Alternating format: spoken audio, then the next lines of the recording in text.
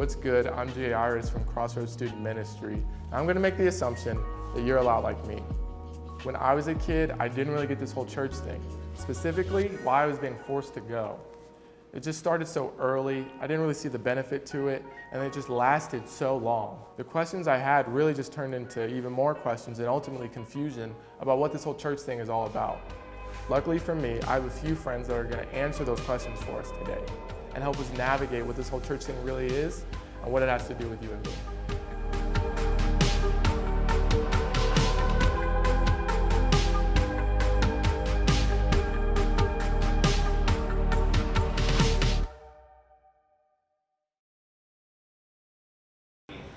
Being the church to me means being present, being available for conversation, for community. Like being the church is getting those opportunities and practicing our faith in our community outside of the walls that we are in sometimes. A lot of people think being the church may be being on stage and doing the big, crazy, fun stuff, but really being the church means bringing in somebody for coffee to talk about how their day is going and seeing how God can fit into that conversation.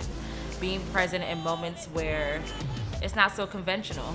Like I said, not being on stage, but really being in the living room of a single mom who has so much going on, and you're being the church and helping her get her home organized, helping her with the kids and speaking life into her in those moments, and just seeing how God can minister to you through the community that you're in. I'm a little bit hard-headed. I can get stubborn sometimes, and I don't always like to ask for help. I think that I can walk through things by myself, which can be really hard sometimes, but through especially serving in student ministry and becoming so close to the other leaders, they know when my face has changed, they know when something's going on, and I don't necessarily have to be the one to reach out because they know me. They're just there for me. So they'll take that initiative, they'll get down to what's really happening. What's best for me sometimes isn't a pat on the back, it's a slap in the face. It's a get it together. It's be focused, be present. You know better. And we've come to this point multiple times. We need to start addressing it. There's moments, the Bible says there's a time and place for everything. And there's a time and place for accountability and a time and place for grace. And we need to hold you accountable to what God says you are and to what the goal that He's given you and you've given yourself to accomplish. So, This is Caleb. Caleb is our anything expert and is literally an expert on any and everything. And we decided to enlist him to answer this all-important question for us. What is church? Okay, so let's talk about the history of the church. It starts with this guy named Jesus. Jesus lived about 2,000 years ago. He claimed to be the Son of God and actually did a really good job backing up that claim, doing miracles, dying, and coming back to life. But the thing is, people worshiped God before Jesus.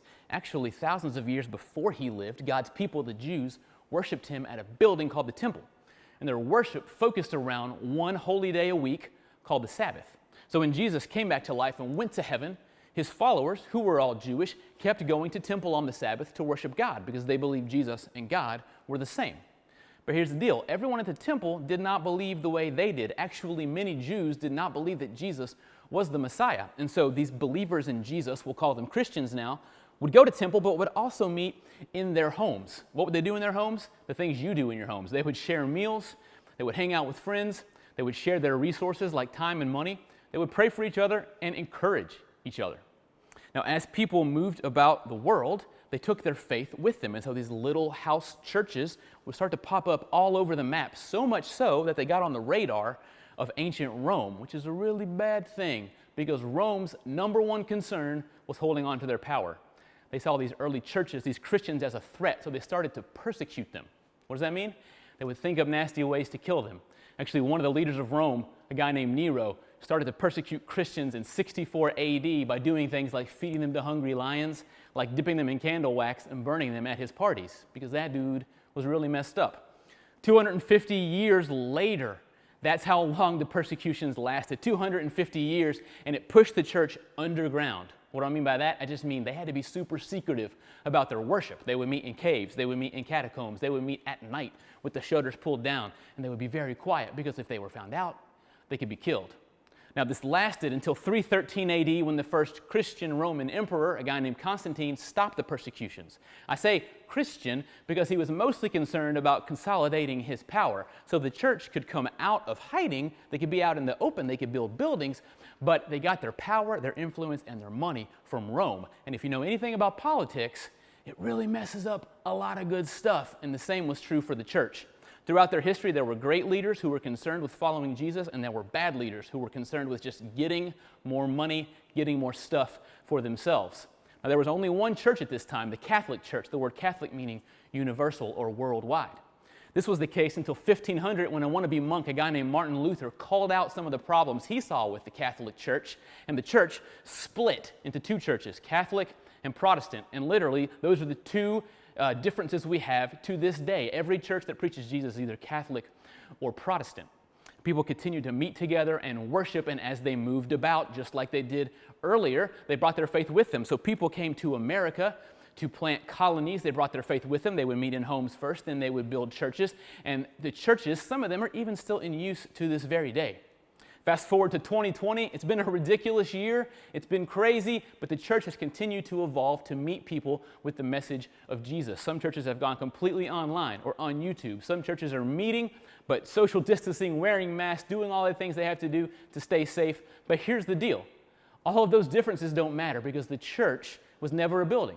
The church was never pretty stained glass or a steeple. See, the church throughout its entire history has just been people who loved each other above their preferences, who would love to share their things with each other, to support each other in kindness and love because they believe that Jesus is who he said he was. The church is just people who follow Jesus together. It's not a building. I think, does that answer your question? Maybe? Yeah. Sweet.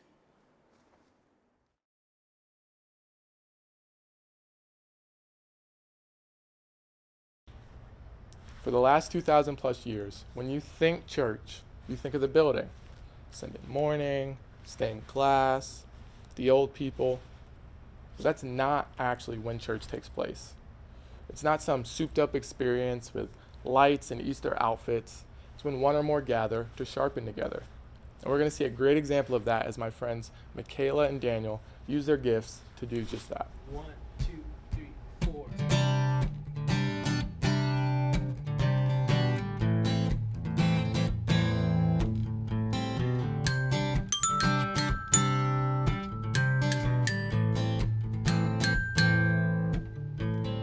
Panic on the brain, world has gone insane. Things are starting to get heavy. I can't help but think I haven't felt this way since I asked you to go steady.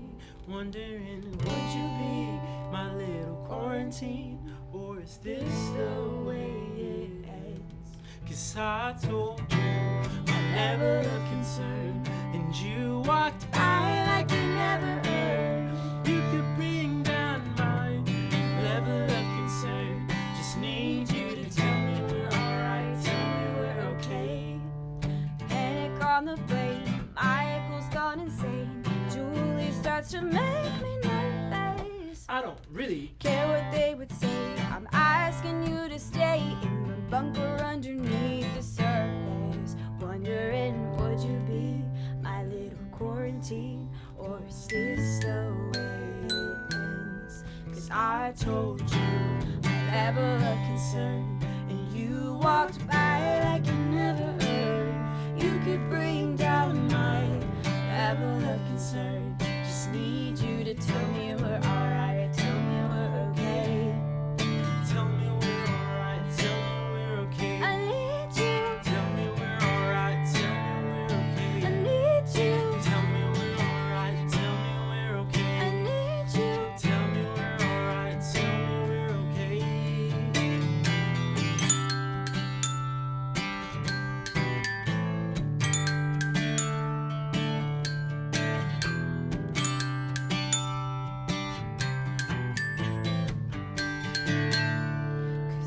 told you my level of concern, and you walked by like you never heard. You could bring down my level of concern. Just need you to tell me we're alright, tell me we're okay. I need you to tell me Ooh, you ask me if it's real. I see your shifting eyes. You're digging in your heels. I dig my holy dime, holy dime. 'Cause I told you my level of concern, and you walked by like you never heard. You could bring down my level of concern. Just need you to tell me we're alright, tell me we're okay. Tell me we're alright, tell me we're okay. Tell me we're alright, tell me we're okay.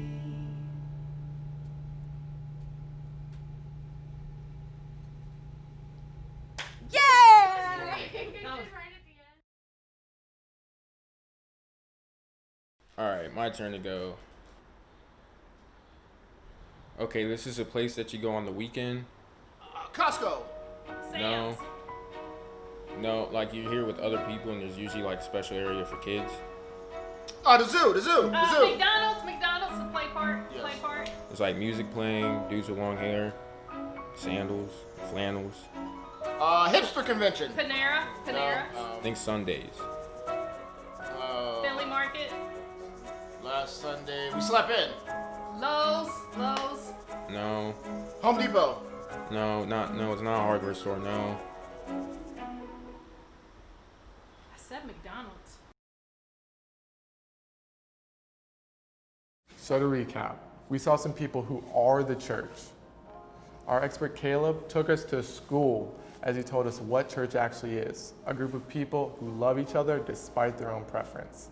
My friends Daniel and Michaela killed it with their gifts as they showed us that community is when we sharpen together using our gifts together. And we got a peek into the Crooms family game night where they showed us you can find church in your everyday life. Fun fact, their dog is actually my best friend. That's the truth. All that's great and fun, but the question still persists. Why? Why would I choose church? Yeah, that song was cool and those clips were funny, but why would I choose to subscribe and live by this whole church thing? I think the answer is simple. Community, other people. The church is ultimately a group of people looking to do good and love each other despite their own preference. A group of people displaying unity in their everyday life. The fact of the matter is you were created to thrive in community. The day that church communicates unity is the day we will have true community. I believe, whether you believe in Jesus now or you're still trying to figure out what you believe, you will be strengthened through community. Ultimately, your community, your friends, your parents, loved ones, teammates, they're going to be the ones to give you the sharpening, stability, and security you need to move forward and sometimes just move through, move at all. But it takes the initial step. Do you have community? And what can you do to create a thriving and strong community?